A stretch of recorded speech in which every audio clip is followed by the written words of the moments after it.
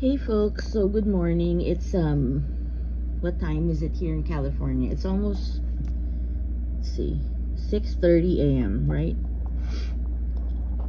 I'm a very late sleeper, and I wasn't working yesterday. I don't think I'll be working today, so I was just like staying up, you know what I mean?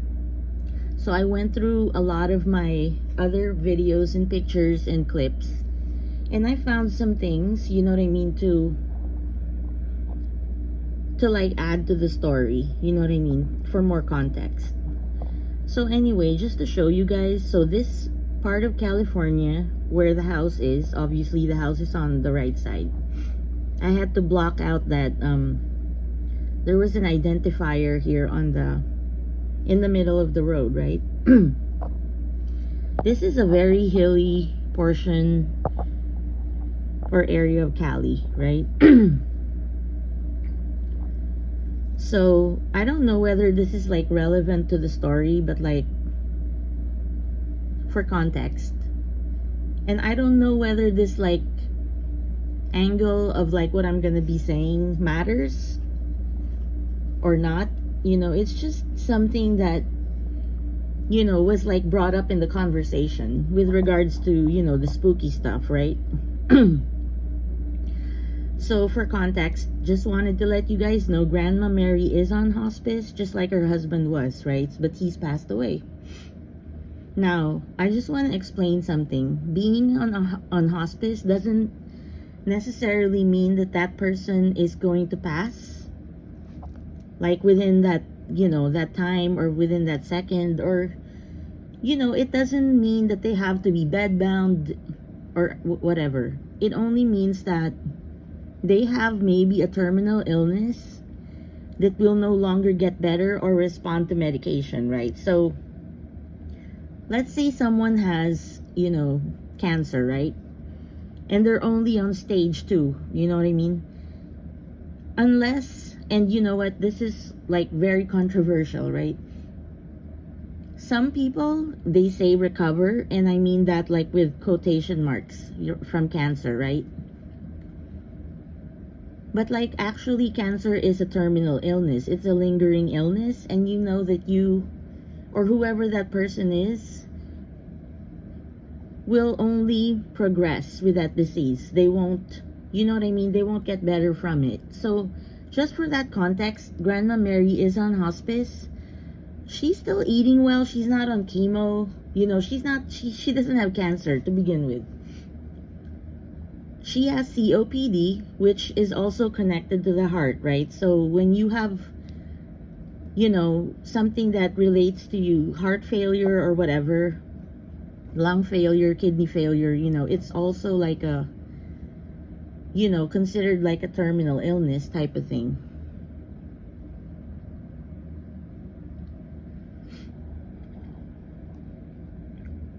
So, sorry, I forgot my train of thought.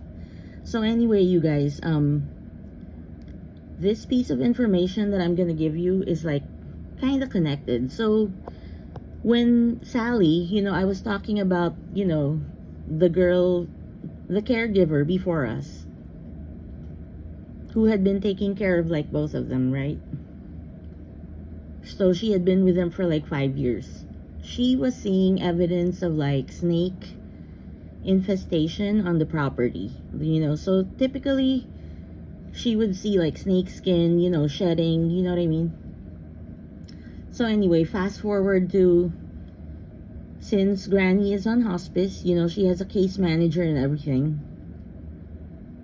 When you're on hospice, you get the services of like a case manager, like a social worker, a caseworker, and a chaplain, a priest. So the priest was like visiting one day, and he's praying with her, giving her this spiritual comfort, right, that hospice provides. So it's not just relief, or pain management or comfort care or comfort measures, not just that, but they also provide, like spiritual well-being, to people that are sick. So the priest comes over and he, they pray. He spends maybe like a good hour there. But I wasn't there. I wasn't on shift that time. That was like the morning person, right? She said that, like, so the priest was about to leave. She opens the door, right?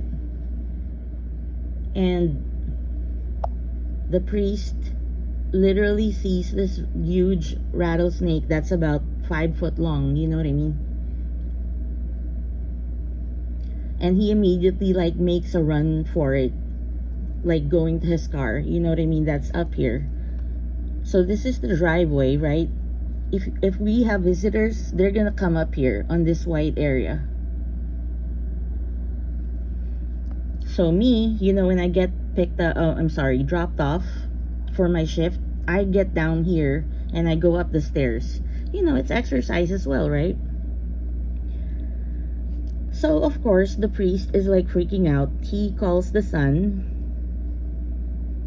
and he tells the son, you have to get rid of the snakes in your property, because they could bite one of the girls, or they could even bite the gardener or whatever. So the son, he arranges for someone to come in, to look for the rattlesnake or maybe relocate it or whatever he has to do. Gardener says to the girl named Sally, who used to be their regular caregiver, he's not gonna do it, because he's not trained to do it. So eventually the priest makes, talks about the snake, in a spiritual sense, like the snake is like wreaking havoc on the property. Obviously, what are snakes like connected with? They're connected with like demonic presence, right? Anyway, maybe I'm off base, but like due to what's happening on the property, like the whatever people are seeing, they're connecting it also to like the snake infestation or whatever, the presence. I don't know if that matters or not, you know what I mean? But I felt like I had to talk about that for like context, because we were like seeing snake skin. We didn't see too many animals around, like, because people were saying like the snake was eating them, like the squirrels or like raccoons. When you go up there, you won't see anything. How like when you're going to like areas that have like a lot of plantation vegetation, especially like this property, for example, you're gonna see like a lot of tiny little animals like lizards and stuff, and you don't see it in that area, obviously.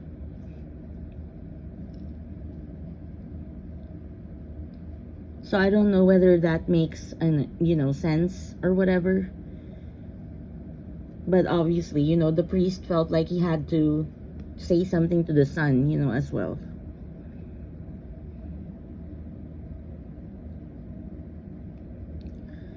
So anyway, I'm just like trying to be quiet because I think people are still sleeping here. It's just like 6 a.m. But like, okay, so I'm gonna show you. Okay, so that's the upstairs, right? That's me in the kitchen. So that's the round table that I was talking about right there, where the flowers were, the petals, okay. So this is the kitchen. And that's the round table that I was talking about earlier. And that's like the back door leading to the back. And you can open the door and get some fresh air. But it's funny how they didn't get rid of the Christmas decor yet. As you can see. And it's like already June at this point, right? So there's that. That's my bag. Okay, so this is the living room where, okay, the backstory is this is where Grandpa John, like right here, he had like a hospital bed here, going this way. Okay, the scary thing is like I stay on the couch right there. You see the couch here? That's where I stay. So at night, I kind of just like lay down there with a blanket of my own that I bring. And I take the baby monitor with me over there, you know, to be able to, you know, still look. And obviously, you know, because her safety is like the main concern, you know what I mean? She could attempt to like get out of bed or whatever and fall, you know. We don't want that. So anyway, sometimes like I take a nap, you know, at night. I stay there, you know, I have my phone plugged in. There's like a little wire over this area here. But, you know, when I fall asleep sometimes I get nightmares too, you know, when I'm in this area. You know, I feel like I'm being watched. So I don't know, you know, maybe it could be a figment of my imagination, you know, or whatever. So, you know, it's a very beautiful, you know, living room. But like I said, for context, this area near the window is where Grandpa John died, right? And people are like, girl, you have to just stay in the kitchen, you know, why would you, you know, sleep there, you know, or whatever. And I'm like, if I scare myself and if I, you know, think about, you know, a presence there, then I'll have to quit my job, you know what I mean? Because I would be so scared to like go on, if that makes sense. So anyway, I just, you know, felt like I had to show you that area for context. Because that's where he passed away, you know, like near that window. So there is Grandma Mary. So this is the room where she stays at night. So it's like a library slash den slash, you know, just like a visiting area where people go if they don't want to stay in the living room that I just showed you. So that recliner, she said, is Grandpa's recliner, you know, her husband's. So she was sitting there a lot, you know, after he passed away. So over here, this table here is where most of her supplies are, like her Depends and her baby wipes. And then her commode would be somewhere past this table, you know what I mean? Near the bed, right? So, you know, for 96, she still, you know, looks good. And, you know, the good news is she's still alive today. You know, that's quite a feat, you know, for 97 years old, right?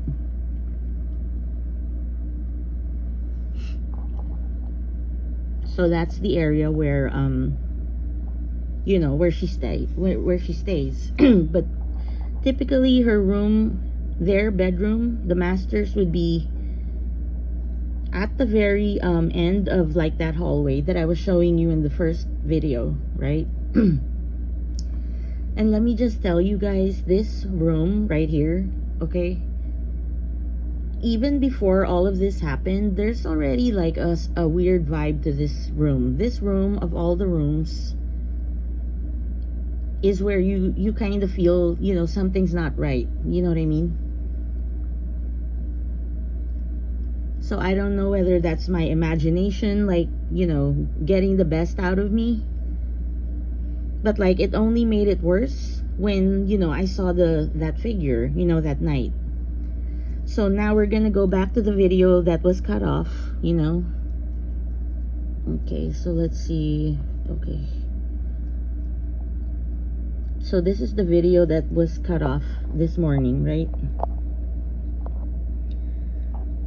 So she typically wakes up like around between 2:30, you know, 3. It'll be like 1 or 2 times like in a night. Sometimes not even 1. You know, there was like one particular instance where she didn't wake up at all. So anyway, she's lying down, you know, on, let me show you. So her head is here, right, by this pillow here. So if she's sitting up, right, she's gonna be going to the left side, right? It's almost like her body is gonna go this way. So her head should be facing, you know, the left side. or the direction of her face should be at the left side of the screen, right? But if you see in this clip, there's almost, I like to think it was just like a camera anomaly, or something that had to do with the visuals, you know what I mean? Or maybe something with the pixels, I don't know. But like, it's so suspicious, right? When it's almost like her head, or rather her face, is like it's at the back of her neck, if you see what I mean. And it's almost like making her face like look grotesque. Do you see what I'm saying?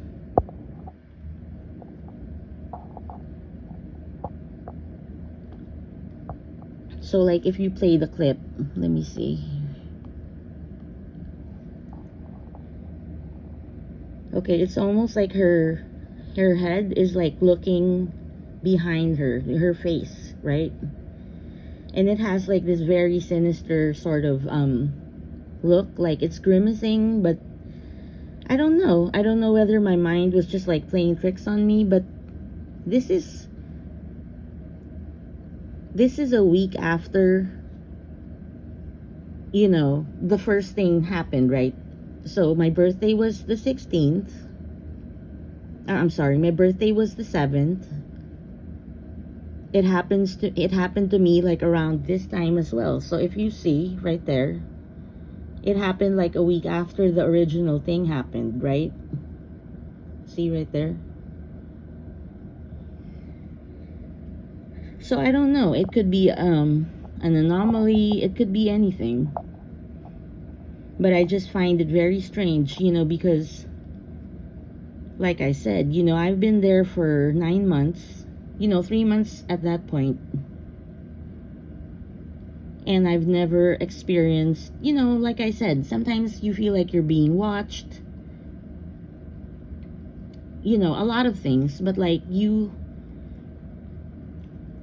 I've never seen anything like that before on the monitor before. You know what I mean? I hope, like I said, sometimes I want to approach it from like a rational point of view, where I'm just thinking maybe it's something, with a baby monitor. Who knows, right? But anyway, okay, so that's that. So we're gonna go to the last one, right?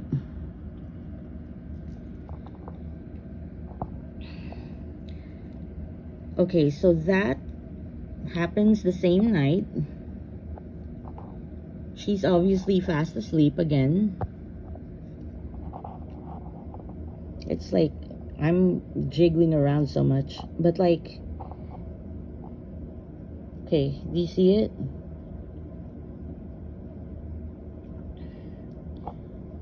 It's the same thing like from the first video. And I don't know whether I'm just like imagining this, or I'm just like seeing something that's not there, but like my mind is like playing tricks on me, right? So I check my watch. It's like 3:38 in the morning, right? 3 to 4 is like the witching hour, right? Like I said, I don't know whether, it was just my mind playing tricks on me. I don't know. But like, I'm gonna like zoom this in closer. So this is the thing. This is like the first thing, right? So I don't know whether I'm seeing something that is not right, but I'm thinking like this is like a pair of hands right here, or like a small hand, like almost laying the hand on her shoulder or something, almost holding her. You know what I mean? Do you see that? It's almost holding her. It almost has like outstretched hands, like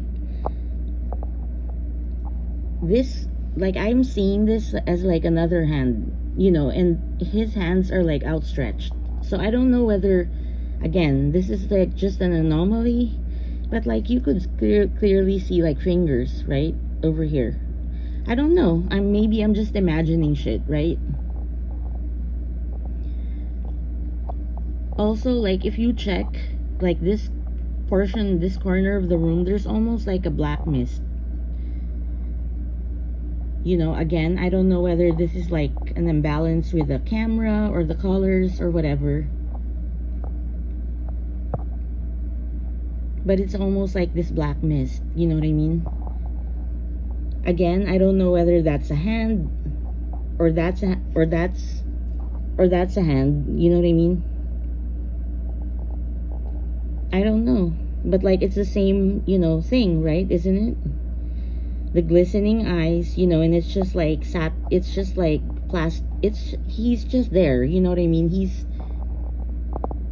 There's really not much to it if you think about it, but like, if you look at the whole figure in general, if you're looking at it correctly, right, or the way, if realistically, it's very sinister looking in this clip.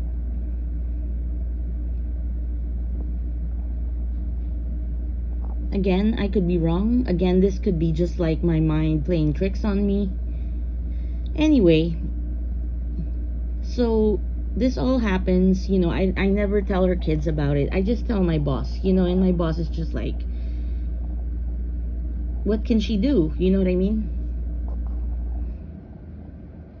All my other coworkers that like work in the morning, they also say the same thing. Like, they've seen someone with long hair in the monitor in this room when they're in the kitchen, right? When they're sitting in that table, like sitting beside Grandma Mary. Or they see like a figure of a man, and I'm thinking, hey, maybe it's her husband, maybe he's just like making sure she's okay. I don't know. Anything's possible, right?